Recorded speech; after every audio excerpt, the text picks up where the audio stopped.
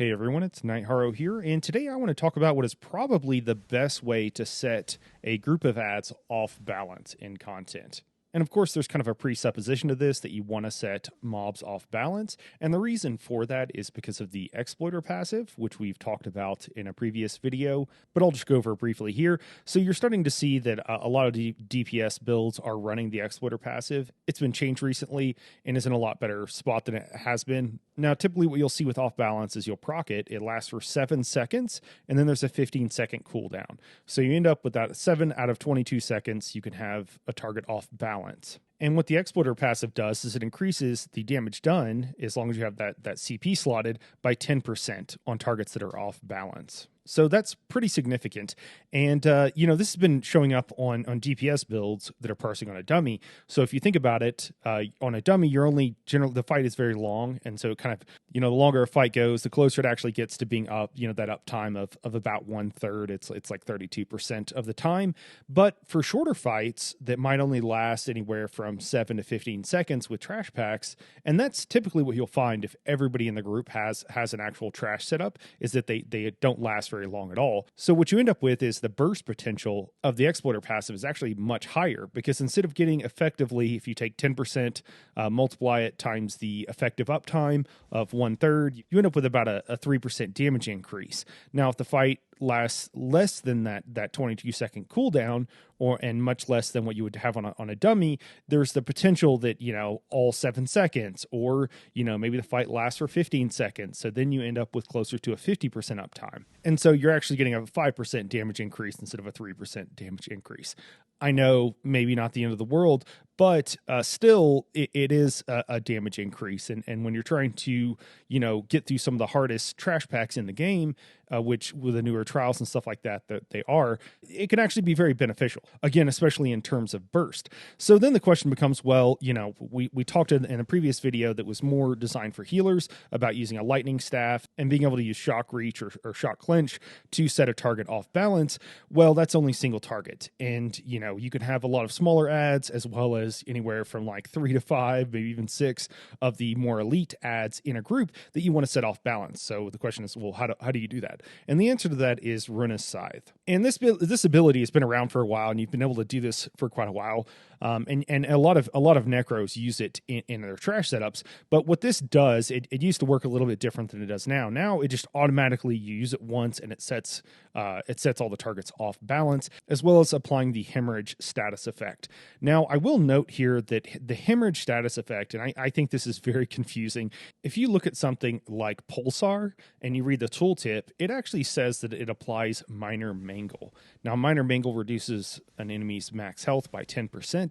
Now, this only works on smaller non-elite ads, but the thing is, and this is what I think is so confusing, is that hemorrhage actually applies minor mangle. So it's very much like brittle being caused by the chilled status effect, and it's kind of like, well, why have the two different status effects? And there's reason for it, but it still comes off, to me at least, as very confusing. So when you read the tooltip for Ruinous Scythe, you don't actually realize that it does this extra effect as well. It also applies the minor mangle. But reducing the enemy's health by 10% means they die that much quicker. And when you're actually looking at very optimized groups, there are different sets, and some of them cause things to happen, like Plague Break. They cause things to happen when an enemy dies, or when an effect ends, and when an enemy dies and there's an effect on him, it ends.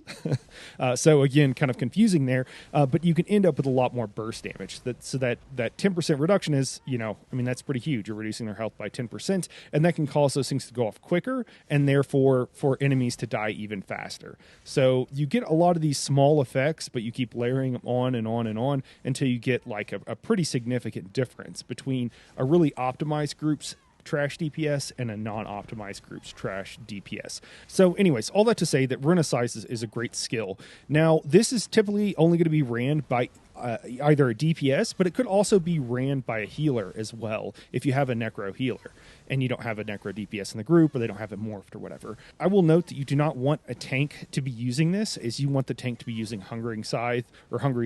And the reason for that, it gives a heal over time, and then there's a passive from the Bone Tyrant skill line. And again, I know this is kind of outside the scope of this video, but it's called Disdain Harm, and it's one of the reasons that Necro tanks are so tanky, because it reduces their damage taken from damage over time abilities by 15%. But it only works while you have a Bone Tyrant, so a skill from that skill line, the Bone Tyrant skill line, ability active.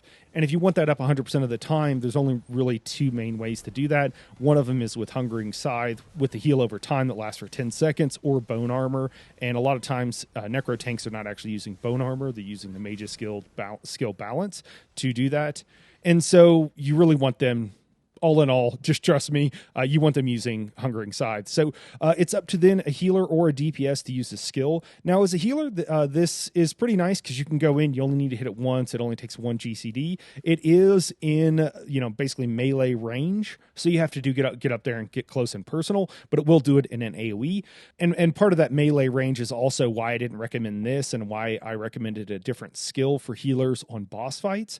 But on Trash, you can definitely have a healer do this, or if you have a Necro in group, Ruinous Scythe can actually be used as an AoE spammable on Trash. So you can still, you want to cast your Blast Bone, still do all this other stuff you would typically do in a Trash pool, but then you can use Ruinous Scythe as your AoE spammable, and it will set enemies off balance, as well as applying Hemorrhage, which, as we just went over, also applies Minor Mangle. Now, Minor Mangle only lasts for 4 seconds, so you will have to be using this often, but again, if you're using it as your AoE spammable, you should be just fine. You should be able to keep it up 100% of the time, and then, the trash packs should only last for about 10 to 20 seconds, hopefully, in ideal circumstances, so they'll die pretty quickly. It's not that big of a deal. Now, it's worth noting that this will also heal you for a significant amount if you're spamming this in Trash. So this is another way that you can help keep yourself alive in some of those harder Trash pools when there's a lot of AoE damage going on, there's a lot of dots and stuff like that. It can work quite well. And then I think the last thing I'll note here is that there is an add-on Debuff Me that I talked about in that healer video. For anyone who's curious and hasn't seen it, it is called ESO, Things You May Not Know, which is kind of a series I've done or have started doing. And then the title is ESO, Things You May Not Know, Shock Clinch. So if you just Google that or go look at the channel, you'll be able to find it there, so you can look it up yourself. But I talk about the add-on Debuff Me and show you how to set that up, and you can set it up to keep track of all these things if you'd like, such as Hemorrhage and also Minor Mangle, if that's something you're interested in doing. I don't really think you have to. That's why I'm not including all that same information in this video, and also just not to repeat myself. And then the last thing I'll note is that, a lot of people have been asking me about Trash builds, asking me about Trash setups and everything like that. And, I haven't done it because I really enjoy making high quality videos, so that absolutely the best I can. And to do that, it takes a lot of time. You can kind of make a pretty good video in a short amount of time, but to make a really good video, it takes quite a bit of extra time to make sure I didn't forget anything, did I cover everything, et cetera, et cetera. And because it's very easy to forget to mention something or take something for granted and what have you. But I don't want to leave everybody hanging for that long. So what I'm going to do is just a quick and dirty video explaining how to do a Trash setup, going through everything as best I can in like a really short period of time, and just explain the general concepts. I am going to use a Necro DPS as the example because of Ruinous Scythe and everything. And so if that's something you're interested, just keep an eye on the channel. Of course, you can hit the bell icon, and that'll give you notifications whenever I post the video. And then, of course, subscribing as well will help it pop up on your feed. But anyways, guys, that's it for this video. I hope this was helpful, and we'll catch you in the next one.